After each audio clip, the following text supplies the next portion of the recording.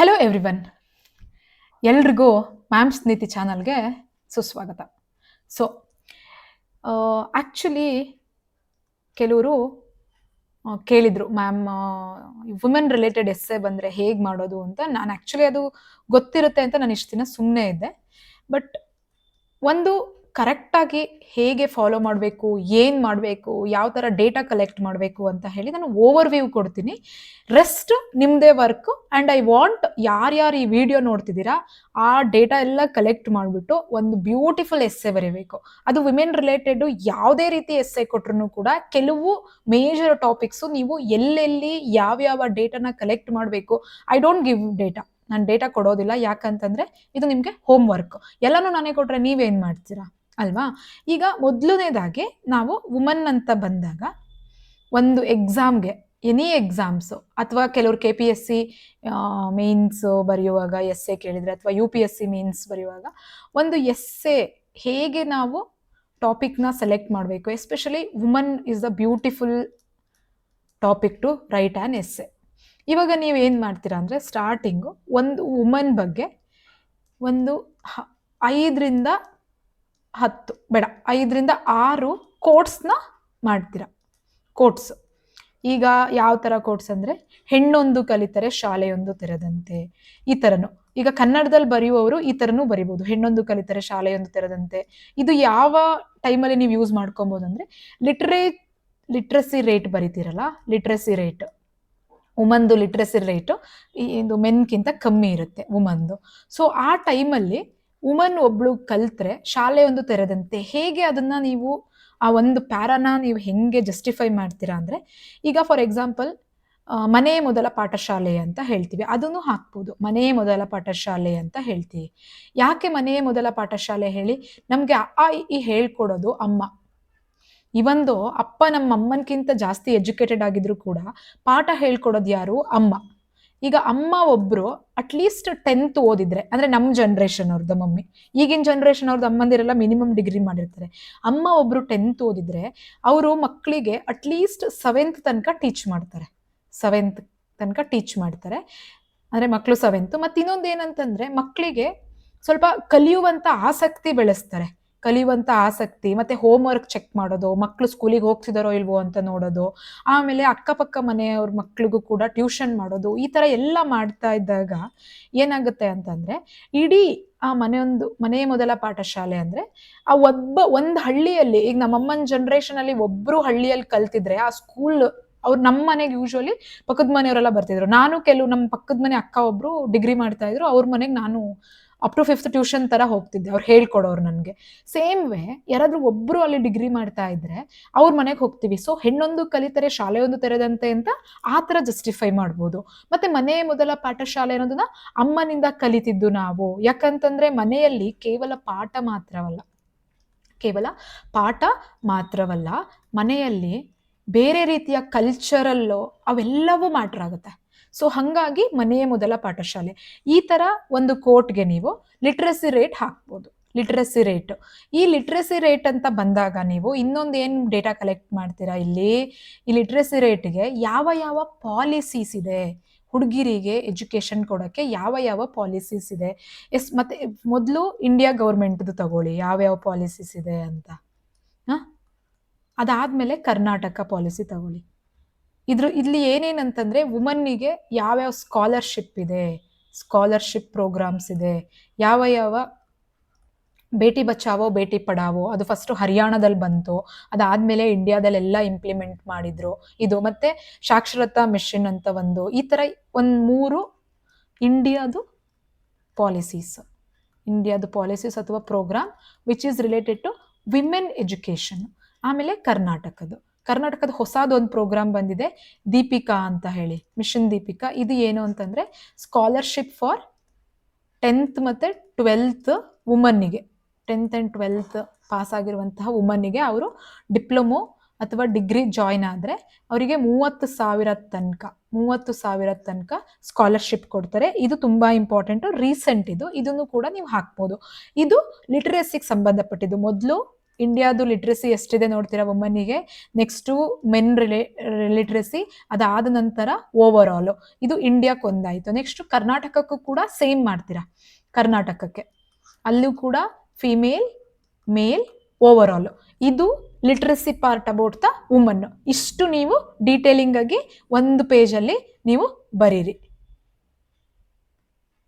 ಇದಾದ್ಮೇಲೆ free education, ಅದರಲ್ಲಿ ಎಷ್ಟಾಯ್ತಲ್ಲ, ಇದರಲ್ಲಿ ಫ್ರೀ ಎಜುಕೇಶನ್ ಸ್ಕೀಮ್ಸು ಅವೆಲ್ಲ ಹೇಳಿದೆ, ಅವೆಲ್ಲವನ್ನು ಆ್ಯಡ್ ಮಾಡಿ. ಮತ್ತೆ ಕೆಲವು ಅಬ್ರಾಡಿಗೆ ಕಳಿಸುವಂಥ ಸ್ಕೀಮ್ಸ್ ಇರುತ್ತೆ, ಅದನ್ನು ಮಾಡಿ.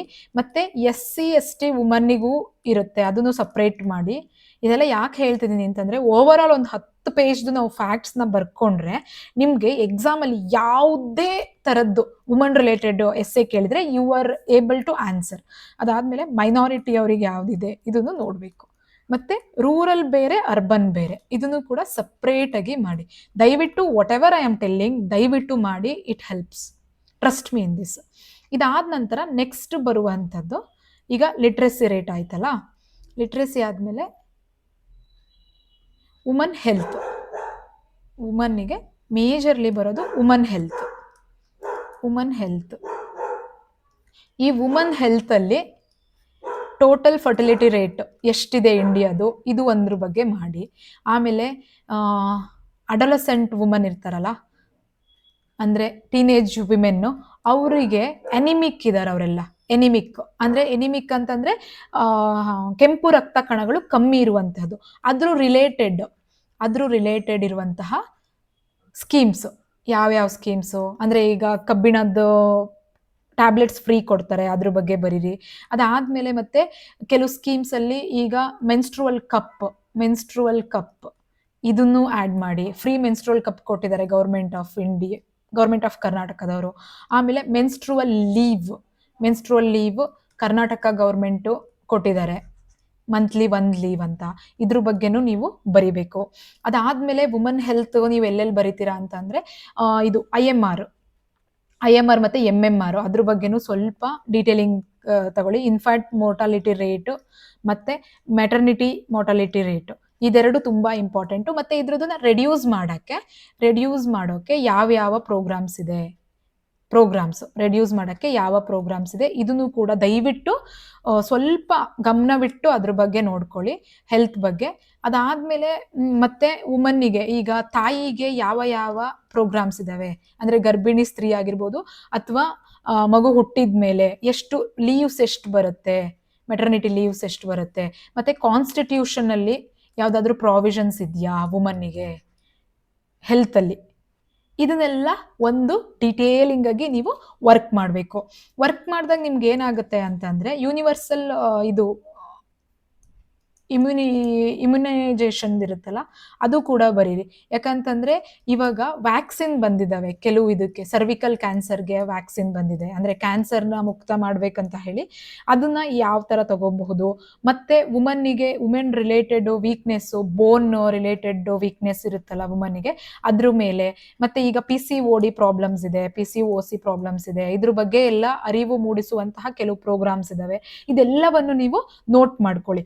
ಸೊ ನಾನು ಯಾಕೆ ಇದನ್ನು ಹೇಳ್ತಿದ್ದೀನಿ ಅಂತಂದರೆ, ಈ PSI ಆಗಿರ್ಬೋದು ಅಥವಾ ESI ಆಗಿರ್ಬೋದು ಅಥವಾ KPSC UPSC ಎಲ್ಲದರಲ್ಲೂ vulnerable section SC ST woman ಇವುಗಳಲ್ಲಿ ಒಂದು ಎಸ್ಸೆನ ಕೇಳುವಂಥ ಚಾನ್ಸಸ್ ಜಾಸ್ತಿ ಇರುತ್ತೆ. ವುಮನ್ ಬಗ್ಗೆ ವಿತ್ ಫ್ಯಾಕ್ಟ್ ನೀವು ಸ್ವಲ್ಪ ಎಮೋಷನ್ ಟಚ್ ಇಟ್ಬಿಟ್ಟು ಏನಾದರೂ ಬರೆದ್ರೆ ಹೈಯೆಸ್ಟ್ ಸ್ಕೋರ್ ಮಾಡ್ಬೋದು. But emotional touch is very important. ಅದಕ್ಕೆ ನಾನು ಸ್ಟಾರ್ಟಿಂಗ್ ಏನಂತ ಶುರು ಮಾಡ್ಬೋದು ಅದನ್ನು ಕೂಡ ನಾನೊಂದು ಬ್ರೀಫಾಗಿ ಹೇಳ್ತೀನಿ. ಬಟ್ ಅದಕ್ಕಿಂತ ಮುಂಚೆ let us collect the facts collect ಮಾಡೋಣ. ಈಗ ಇದಾಯಿತು. ನೆಕ್ಸ್ಟ್ ಕಮ್ಸ್ ವರ್ಕಲ್ಲಿ first urban woman, rural woman ಅಂತ ಮಾಡ್ಕೊಳ್ಳಿ. ಅರ್ಬನ್ ವುಮನ್ನು, ರೂರಲ್ ವುಮನ್ನು ಯಾರು ಜಾಸ್ತಿ ವರ್ಕ್ ಮಾಡ್ತಾರೆ, ಅರ್ಬನ್ ವುಮನ್ನ, ರೂರಲ್ ವುಮನ್ನ ಅಂತ. ಯೂಶಲಿ ಅರ್ಬನ್ಗಿಂತ ರೂರಲಲ್ಲಿ ಜಾಸ್ತಿ ಇದೆ. ಮತ್ತು ಸೆಲ್ಫ್ ಎಂಪ್ಲಾಯ್ಮೆಂಟಲ್ಲಿ ಅರ್ಬನ್ ಜಾಸ್ತಿನಾ ರೂರಲ್ ಜಾಸ್ತಿನಾ ಅದನ್ನು ಕೂಡ ನೋಟ್ ಮಾಡ್ಕೊಳ್ಳಿ. ಸೆಲ್ಫ್ ಎಂಪ್ಲಾಯ್ಮೆಂಟಲ್ಲಿ ಯಾರು ಹೈಯೆಸ್ಟ್ ಇದ್ದಾರೆ. ಅದಾದಮೇಲೆ ನೆಕ್ಸ್ಟ್ ಬರುತ್ತೆ over all woman work force ಎಷ್ಟು, ಫಿಮೇಲ್ ವರ್ಕ್ ಫೋರ್ಸ್ ಇಂಡಿಯಾದಲ್ಲೂ ನೋಡಬೇಕು. ಅದಾದ ನಂತರ ಕರ್ನಾಟಕದಲ್ಲೂ ನೀವು ಕಂಪೇರ್ ಮಾಡಬೇಕು. ಯಾಕೆಂದ್ರೆ PSI ಅಲ್ಲಿ ಕರ್ನಾಟಕ ಓರಿಯೆಂಟೆಡೇ ಇರುತ್ತೆ. ಇಂಡಿಯಾ ಜೊತೆ ಕಂಪೇರ್ ಮಾಡಿದಾಗ ನಿಮಗೆ ಜಾಸ್ತಿ ಮಾರ್ಕ್ಸ್ನ ಪಡ್ಕೊಳ್ಳುವಂಥ ಚಾನ್ಸಸ್ ಜಾಸ್ತಿ ಇರುತ್ತೆ. ವುಮನ್ ವರ್ಕ್ ಫೋರ್ಸು ಕರ್ನಾಟಕದಲ್ಲಿ ಎಷ್ಟಿದೆ, ಸೊ ಇದು ಕೂಡ ನಿಮಗೆ ಗೊತ್ತಿರಬೇಕು.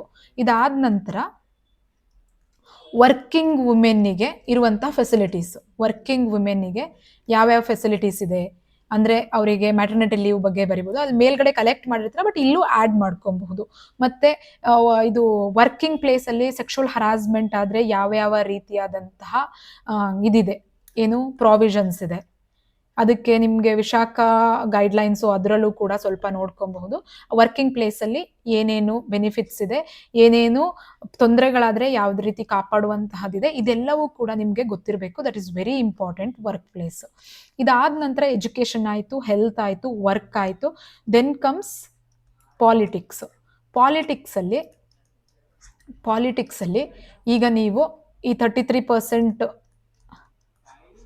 ರಿಸರ್ವೇಷನ್ ಕೊಟ್ಟಿದೆಯಲ್ಲ, ಇದ್ರ ಬಗ್ಗೆನೂ ಮೆನ್ಷನ್ ಮಾಡಿ. 36% ರಿಸರ್ವೇಷನ್ ಮೊದಲು ಕೇವಲ ಪಂಚಾಯತ್ ಲೆವೆಲಲ್ಲಿ ಮಾತ್ರ ಇತ್ತು. ಮೊದಲು ಪಂಚಾಯತ್ ಲೆವೆಲಲ್ಲಿ ಇತ್ತು, ಇವಾಗ MLA ಮತ್ತು MLC, MLA ಮತ್ತು MP ಎಲೆಕ್ಷನಲ್ಲೂ ಕೂಡ 33% ಕೊಟ್ಟಿದ್ದಾರೆ.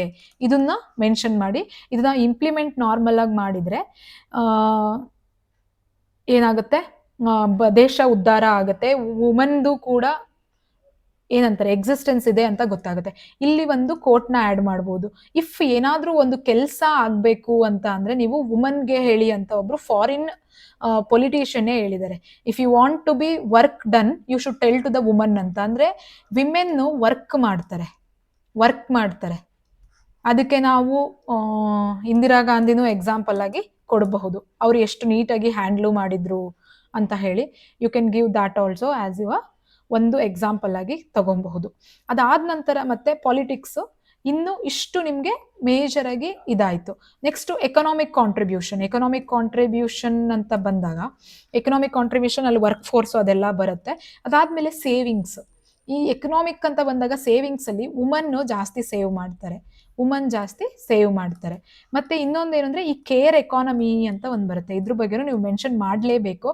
ಯಾಕಂತಂದ್ರೆ for example I am a house wife, ನಾನು ಮನೆಯಲ್ಲಿ ಎಲ್ಲ ಕೆಲಸಗಳನ್ನ ಮಾಡಿದ್ರು ಕೂಡ that will consider as a care economy. ಅದೇ ನಮ್ಮ ಮನೆಗೆ ಒಬ್ರು ಡೊಮೆಸ್ಟಿಕ್ ಹೆಲ್ಪ್ನ ಇಟ್ಕೊಂಡು 10,000 ಅವ್ರಿಗೆ ನಾನು ಸಂಬಳ ಕೊಟ್ಟರು ಕೂಡ that will add in to GDP. ಅಂದರೆ ನಮ್ಮದು 90% ಆಫ್ ದ ವುಮನ್ನು ಎಸ್ಪೆಷಲಿ ಸಿಟಿಗಳಲ್ಲಿ ಕೇರ್ ಎಕಾನಮಿಗಿದೆ ಅವ್ರದ್ದು. ಅಂದರೆ ಅವರು ಮನೆ ಅಡುಗೆ ಮಾಡ್ತಾರೆ, ಮನೆ ಕ್ಲೀನ್ ಮಾಡ್ತಾರೆ, ಬಟ್ ಎಲ್ಲ ಕೆಲಸನೂ ಅವರೇ ಮಾಡ್ತಾರೆ. ಬಟ್ ಅವ್ರದನ್ನ ನಾವು ಇದಕ್ಕೆ GDPಗೆ ಕನ್ವರ್ಟ್ ಆಗಲ್ಲ ಅವ್ರದ್ದು, ಯಾಕೆಂದ್ರೆ ಅವರಿಗೆ ಸಂಬಳ ಬರ್ತಿರಲ್ಲ ಒಂದು ತಿಂಗಳು. ಅದೇ 10,000 ಕೊಟ್ಟು ನಾವು ಒಂದು ಮೇಡ್ನ ಹೈರ್ ಮಾಡಿದ್ರೆ ಅವರಿಗೆ ನಾವು ಸಂಬಳ ಕೊಡ್ತೀವಿ. ಯಾಕಂತಂದ್ರೆ she is doing work for us ಅಂತ. ಅದೇ ನಮ್ಮ ಅಮ್ಮ ಕೆಲಸ ಮಾಡಿದ್ರೆ ನಾವು ದುಡ್ಡು ಕೊಡೋದಿಲ್ಲ, ಅದು ಕೇರ್ ಎಕಾನಮಿ. ಇದನ್ನ ನಾವು ಹೆಂಗೆ ತಗೊಬೋದು ಅಂತಂದ್ರೆ, ಒಂದು ಮನೆಯಲ್ಲಿ ವುಮನ್ ಅಷ್ಟು ಗಾಣದ ಹಕ್ಕಿ ತರ ದುಡಿದ್ರೂ ಕೂಡ ಅವರಿಗೆ ಯಾವುದೇ ರೀತಿಯಾದಂತಹ ಎಕನಾಮಿಕಲ್ ಸ್ಟೇಟಸ್ನ ನಾವು ಕೊಟ್ಟೇ ಇಲ್ಲ. ಇದು ಚೇಂಜ್ ಆಗಬೇಕು. ಈ ಥರನು ಅಂದರೆ ತೀರಾ ನಾನು ಹೇಳೋದು ನಿಮಗೆ ಫೆಮಿನಿಸ್ಟಿಕ್ ವ್ಯೂ ಅನ್ನಿಸ್ಬೋದು, but practically if you consider, ನಮ್ಮಮ್ಮ ಅಪ್ಪಕ್ಕಿಂತ ಜಾಸ್ತಿ ವರ್ಕ್ ಮಾಡ್ತಾರೆ. ಬಟ್ ಎಲ್ಲರೂ ನಾವು ಏನಂತೀವಿ, my mother is a homemaker ಅಂತೀವಿ. But no, my mother is a home taking care ಅಂತಾನೆ ಅನ್ಬೋದು ಅವರಿಗೆ. ಯಾಕಂದ್ರೆ ಅವರಿಂದನೇ ಮನೆ ನಡೀತಾ ಇರುತ್ತೆ. ಅಪ್ಪ ದುಡ್ಡು ತಂದು ಹಾಕ್ತಾರೆ, ಬಟ್ ಮನೆ ಮ್ಯಾನೇಜ್ ಮಾಡೋದು ಅಮ್ಮ. ಅದೇ ಮ್ಯಾನೇಜ್ಮೆಂಟ್ ಸ್ಕಿಲ್ಸ್ಗೆ ಅಂತ ಹೇಳ್ಬಿಟ್ಟು ಕೆಲವು ಸೆಲೆಬ್ರಿಟೀಸ್ ಆಗಿರ್ಬೋದು, ಅಥವಾ ದೊಡ್ಡ ಸ್ಟಾರ್ಟಪ್ ಅಥವಾ ಕೆಲವು CEOs ಮ್ಯಾನೇಜ್ಮೆಂಟ್ಗೆ ಅಂತಾನೆ 5ರಿಂದ 10 ಲಕ್ಷ ಪ್ಯಾಕೇಜ್ ಕೊಟ್ಕೊಂಡು ಒಬ್ರನ್ನ ಇಟ್ಕೊಂಡಿರ್ತಾರೆ. ಬಟ್ ನಮ್ಮ ಅಮ್ಮಂಗೆ ಆ ದುಡ್ಡು ಏನು ನಾವು ಕೊಡ್ತಿರೋದಿಲ್ಲ, ಅದು ಕೇರ್ ಎಕಾನಮಿಲಿ ಕನ್ಸಿಡರ್ ಆಗುತ್ತೆ. ಇದಿಷ್ಟು ನಮಗೆ ಆಲ್ ದ ವ್ಯೂಸ್. ಇದಾದ್ಮೇಲೆ ಮತ್ತೆ ಸೈನ್ಸ್ ಅಂಡ್ ಟೆಕ್ನಾಲಜಿ ವೈ ತಗೊಂಡ್ರೆ ವುಮನ್ ಇದು ಕಾಂಟ್ರಿಬ್ಯೂಷನ್ ಏನು, ಇದನ್ನು ಬರಿಬೋದು. ವುಮೆನ್ ಕಾಂಟ್ರಿಬ್ಯೂಷನ್ ಏನು, ಇಸ್ರೋದಲ್ಲಿ ವುಮನ್ದು ಕಾಂಟ್ರಿಬ್ಯೂಷನ್ ಏನಿದೆ, ನಾಸಾ ಕಲ್ಪನಾ ಚಾವ್ಲಾದು ತಗೋಬಹುದು ನೀವು. ಅದಾದ್ಮೇಲೆ ಮತ್ತೆ ಮೆಡಿಕಲ್ ಫೀಲ್ಡಲ್ಲಿ ವುಮೆನ್ದೇನು, ಮೇರಿ ಕ್ಯೂರಿದು ನೋಬೆಲ್ ಬಂದಿದ್ದು, ಇಂಥದ್ದೆಲ್ಲನೂ ಒಂದೊಂದು ಎಕ್ಸಾಂಪಲ್ ಕೊಟ್ಟು ನೀವು ಸ್ವಲ್ಪ ಸೈನ್ಸ್ ಆ್ಯಂಡ್ ಟೆಕ್ಗೆ. ಮುಂಚೆ ಏನಾಗ್ತಿತ್ತು ಅಂತಂದರೆ ಇಂಜಿನಿಯರಿಂಗ್ ಜಾಬ್ನ ವಿಮೆನ್ ಮಾಡ್ತಿರಲಿಲ್ಲ, ಬಟ್ ಇವಾಗ ಈಕ್ವಲಿ ಇದ್ದಾರೆ. ಮತ್ತು IT-ಯಲ್ಲಿ ಈಗ ವುಮೆನ್ ಅಂತ ನೋಡಿದ್ರೆ ಯಾರಿಗೆ ಕ್ಯಾಲಿಬರ್ ಇರುತ್ತೆ ಅವ್ರಿಗೆ ಸಿಗ್ತಿದೆ. ಇದನ್ನೆಲ್ಲವನ್ನು ಆ್ಯಡ್ ಮಾಡಿದರೆ ನಿಮ್ಮದು ಇಲ್ಲಿ ಕಂಪ್ಲೀಟ್ ಆಗುತ್ತೆ. ಇದಾದ ನೆಕ್ಸ್ಟ್ ನೀವು ಮತ್ತೆ ಇನ್ನೇನು ನೆನ್ಪಿಟ್ಕೊಬೇಕು, ಇದಿಷ್ಟ ಆಯ್ತಲ್ವಾ.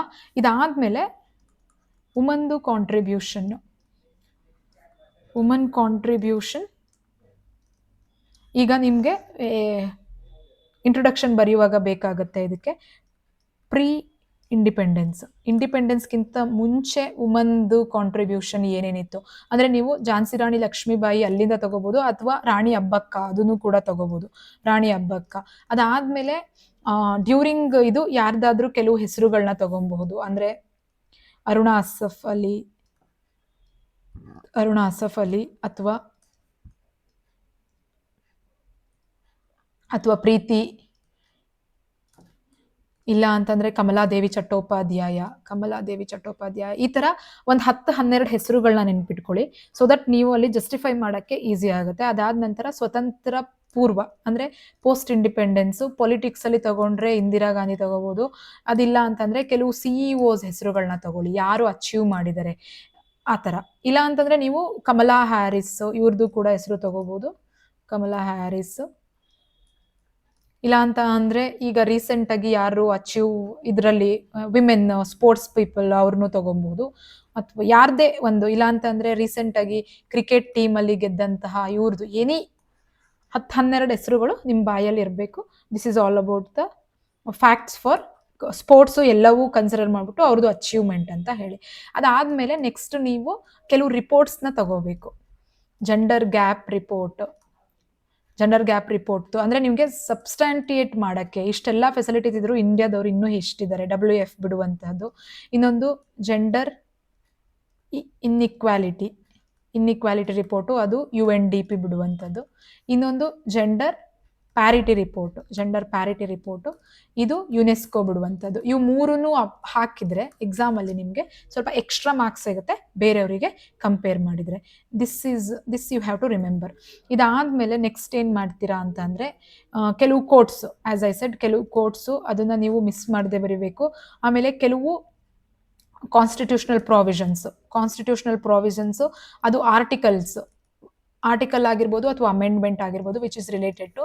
ಆಮೇಲೆ ಕೆಲವು ನೇಮ್ಸ್ಗಳು ಆಸ್ ಐ ಮೆನ್ಷನ್. ಅದಾದ್ಮೇಲೆ ಕೆಲವು ರಿಪೋರ್ಟ್ಸ್, ಅದು ನೆನ್ಪಿಟ್ಕೊಂಡಿರ್ತೀರ. ಇದೆಲ್ಲ ಬಾಡಿಯಲ್ಲಿ ಬರೆಯುವಂತಹದ್ದು. ಈಗ ಪ್ರಥಮವಾಗಿ ನೀವೇನ್ ಬರೀಬೇಕು, ಎಸ್ಸೆದು